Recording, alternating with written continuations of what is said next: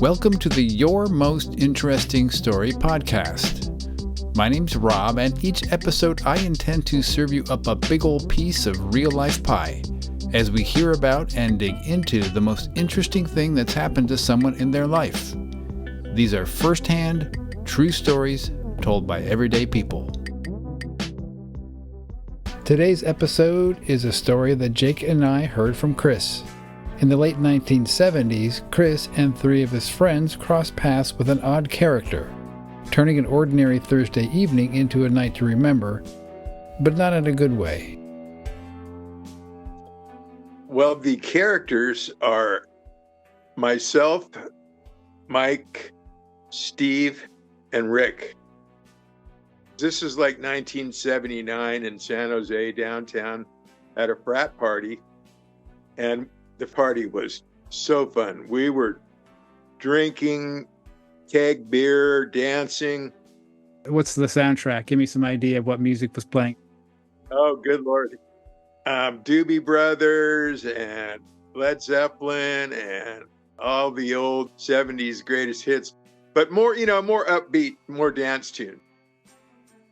So this guy, Mike, he really knew all the people.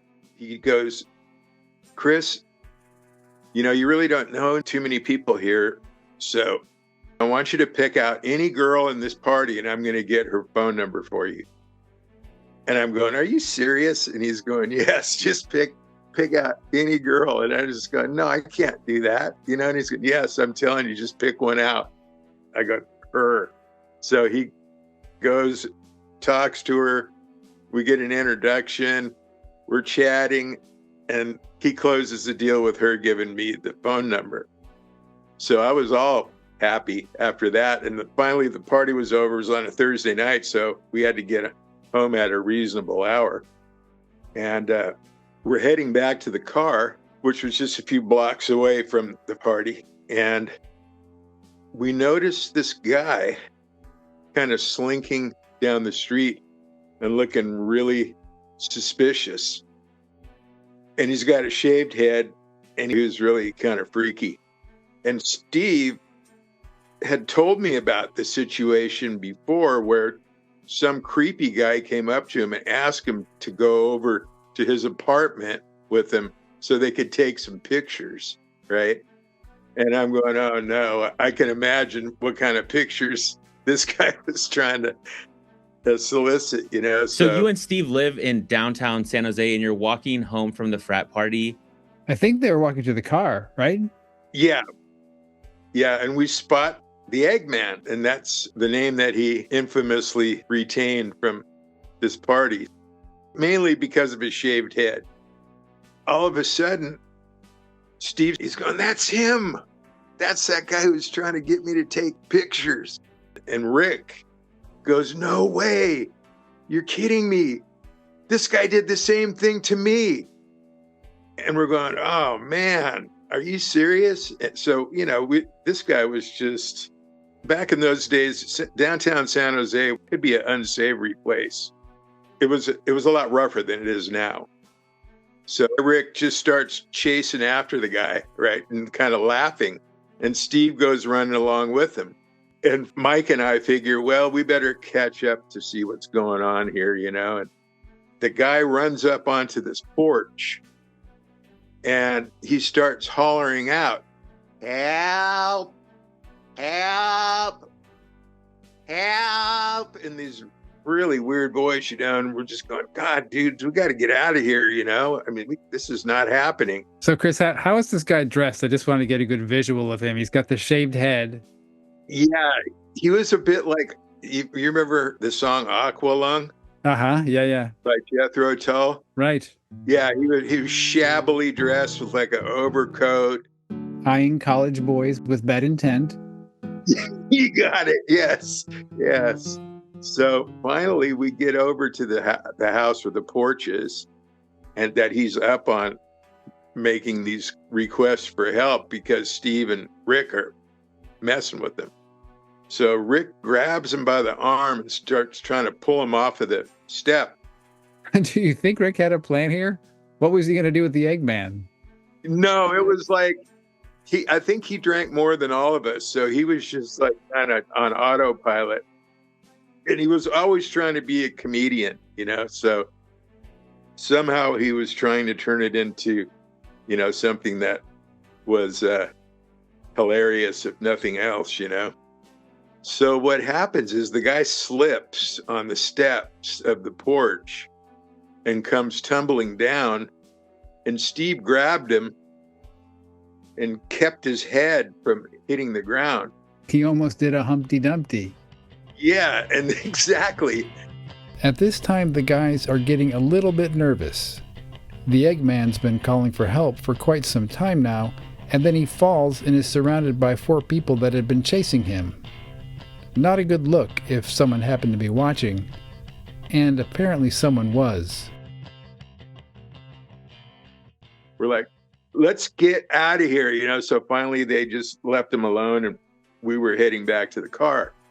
Well, we get across the street, and Steve's the last one coming across the street. And here comes this Dodge Polara ripping up the street, straight at Steve. And it stops. And Steve is right in front of it. And Steve's like, what the hell? What's your problem? And he slams his hands on the hood of the Polara, right? And the guy punches it, basically trying to just run him over. Oh, my God. But luckily, Steve was very athletic, so he just pushed himself up in the air and skirted around the car and got off to the side. And the car kept going, and we kept going. So we just headed back to the car. So then we all pile into the car, and we're like, man, that was too weird, And then we were in Rick's car, and it was a Buick Skylark with a 350, right? So it was a nice GM Cruiser, but it was nothing like the Polara, which had probably a 440, it was an ex-cop car. It was amazing, the power. They all had the 440s in them, and they had the suspension package and all that for pursuit, their pursuit vehicle. As you hear, Chris knew a lot about cars, and he also knew a lot about driving them. I was always had my muscle cars when I was a kid, and I'd be down, cruising Burr Street and doing donuts in Valley Fair parking lot, and just learning all the tricks to, how to handle your car in a racing type fashion. Which is probably why he's still here and able to tell us his story. So anyway, the guys had just gotten into the Skylark. They'd had enough for the night. It was time to go home. So Rick, the most drunken comedian, is the DD of the night. Yes. No. It was actually Mike was driving. Good call. Okay. Yeah. So Steve and Rick were in the back seat. So we take off, and all of a sudden, here comes the Polara right up behind us. Oh no. And I'm riding shotgun. So I look over my shoulder. And I'm just like, dude, punch it. And Mike's freaking out, wondering what the hell's going on too, And so at this point, no one knows who's driving the Polara? no, it's a mystery, man, for sure. Because it was dark, and it was dark inside the car, and the visibility was just all bad. So here it comes, just hauling ass up after us, behind us, And I'm going, turn right, punch it. And then we come up to another street, and then things still after us. Turn left, punch it, because I really knew my way around downtown, and Mike really didn't, because he was from Santa Clara. There's some tricky one-ways down there. Oh, yeah. Yeah, so we were, trying to get that old Skylark going as fast as we could so we could stay in front of that knucklehead and just whip through the streets and try and lose them. So here's the scene. 4 college kids, who were having a blast at a frat party 15 minutes ago, now find themselves on the wrong side of a high-speed chase, being pursued by some kind of unknown maniac with a faster, more powerful vehicle, someone who's already demonstrated that they don't have any issue with causing them harm. Well, all of a sudden, it starts getting terrifying because this thing's coming up behind us and like trying to do a pit maneuver on us, where you hit the back of the car while it's running. and just knock it off the road, you know. So we were going down a few more streets and the speed was up too. And this thing was getting closer and closer. So finally, it was really coming close. And we made it around a corner. And I could tell that Mike was just overwhelmed, you know. So in my own fear, but also because I was being more observant, I wasn't driving, so I could see everything from, you know, riding in the front seat. It was closing on us really fast, and it was going to hit us.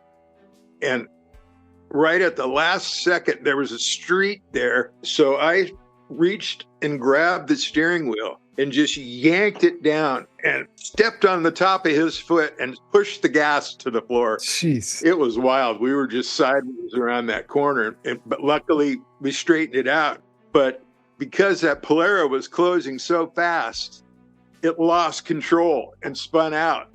And then we went on another run through town, turn right, turn left, right, you know, until we finally lost him. Oh, man. It was a stroke of luck to get around that corner the way we did and then have the Polaris spin out from too much speed into the corner. There was just that awkward silence in the car after it was done. And everybody was just like trying to come down off the adrenaline. And the whole time, never really seeing who was driving it was completely frightening. Any theories on who was in the Polara? You know, I was thinking because of the Eggman hollering, if the Eggman lived in that neighborhood or something, perhaps there could have been a connection. It just really seemed like it was just a vigilante rider who saw you college hoodlums harassing the Eggman and decided to take matters into his own hands. Yes. Dude, the Eggman has friends in high places. Yes. Did any of you end up seeing the Polara again? No. And I don't believe that they ever saw the Eggman again either. All right, that's going to take us to the end of this episode. I really appreciate you listening all the way through. As usual, we'll be posting pics related to this story on our Instagram account, which is YMIS Podcast. If you enjoyed what you heard, please rate and subscribe, and it'd be really great if you'd tell somebody else about us. And speaking of telling, if you're interested in telling your own most interesting story, follow the link to the form in our show description. You can also email us at ymispodcast@gmail.com. Until next time, be interesting.